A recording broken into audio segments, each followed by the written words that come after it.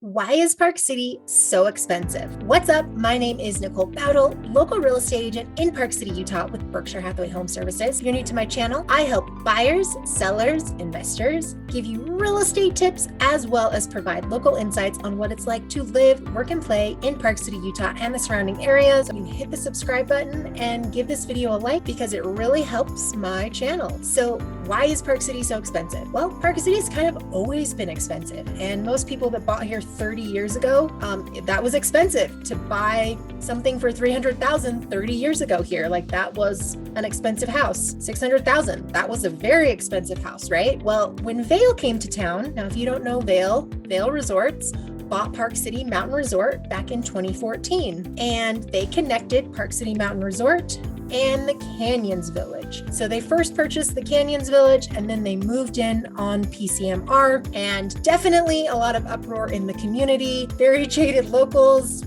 up in arms about it. And for good reason, because when Vail comes into town, the vibe changes, the prices change, and it really made real estate values skyrocket. They have something known as the Vail effect. When they come into town, home values increase like crazy. So if you are a longtime local, you're cashing out or you're sitting on it and waiting to cash out. And if you're trying to buy into the market, it's expensive. It's really expensive because $1 million basically just gets you a house. It doesn't get you a new house with any new features. It gets you a house that's 20 to 30 years old, and you're gonna have to make it how you wanna make it. $200,000 gets you a studio in Prospector, and it might be a nice studio or it might be really old. Just kind of depends on the owner and the seller and if they wanted to put work into it. But something to remember is that we are still like 30% cheaper or more than Aspen or any other ski town like Jackson Hole.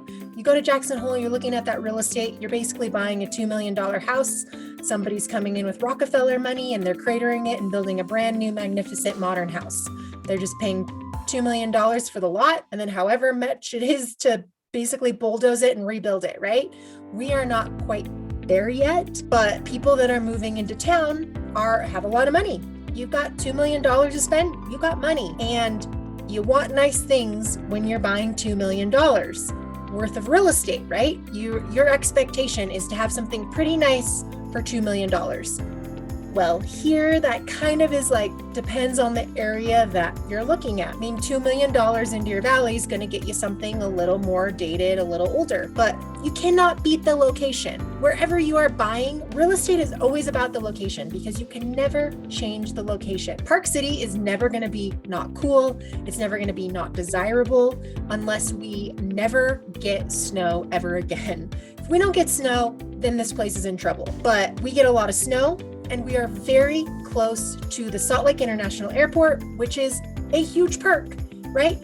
Out of any ski town or mountain town that I am aware of, you cannot fly in the same day and be on the mountain in the same day. If you go to Breck, you're flying into Denver, 3-hour drive to Summit County. You fly into Salt Lake, you could be skiing the same day. You're flying in, then you're flying down the run. So the convenience of the airport and the fact that it is a big airport and that it's international is a huge perk.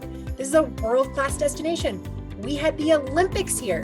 People discovered it. They realized, oh my God, this place is incredible. I can live here, and in 5 minutes, I can be skiing on the mountain, or I can be mountain biking, or I can be walking a trail, enjoying the beautiful mountain air. We're not as hot as the valley. You come up here, the air is fresh. We have like a funky little ski town. 4th of July, like people, like the Park City Market, everybody's dressing up like there are characters of this town, and that's what makes this place so unique. We've got outdoor music, and once COVID kind of figures itself out and we get the vaccinations under control and we can have events again, like Deer Valley will have its outdoor concerts again. There'll be the Arts Festival again, the Tour of Utah, the big 4th of July parade that's like so popular, and it's just this small town with, all the residents that live here make this place a cool place to live. And the people that are coming in to buy here are putting money into this place. They are entrepreneurs, they are business owners, they are opening up restaurants, they're opening up jewelry shops or clothing shops. Like, this place is a very strong and stable market. It's also a tourist market. So yeah, our unemployment is down because of the pandemic. Overall, Utah's unemployment rate is very low. However, Summit County has a higher unemployment rate. But if you're buying a $2 million house, you're not working at the bar at Oh Shucks. Like, if you're working at the bar at Oh Shucks, you're either working there because you want something to do, you want to socialize, you're doing it for fun, not because you have to, or you are the person working there that is renting out the person's house, right? All of our workforce people are the renters of the homes that all the wealthy people own. Really no affordable housing here for certain people. So that's something to keep in mind if you're an investor. Because there's people need housing, people need a place to live, people are always looking for rentals, especially people that live and work here. Because commuting from Salt Lake, that'll be a long drive. It's only 30 minutes, so not a long drive per se, but a long drive when you're spoiled because you lived here your whole life. We're expensive, but we're not as expensive as most resort towns, and we are far more convenient than most resort towns. There's just not another place on earth where you can fly in and even be in the Cottonwoods and backcountry skiing on Mount Superior. There is terrain, like the terrain options you have, the outdoor activities that you have, the choices that you have. It's like you've got all of this open space, but you've got amenities. You're not stuck in the middle of nowhere. You have things to do, you have places to shop, there's places to eat, there's people to see, there's socialness, there's a livelihood, there's a fun atmosphere. It is a great place to raise your kids. Some people worry that, well, if it's such a wealthy town, like, does that impact how I raise my kids? And the answer is no. Most people that I know that have lived in Park City, went to college, guess what? Everybody comes back here. Well, because your roots are here, your family's here, and because you love it and this is home, and you realize how nice of a place it is when you actually leave it and you come back and you're like, I love this place. This place is freaking incredible, okay?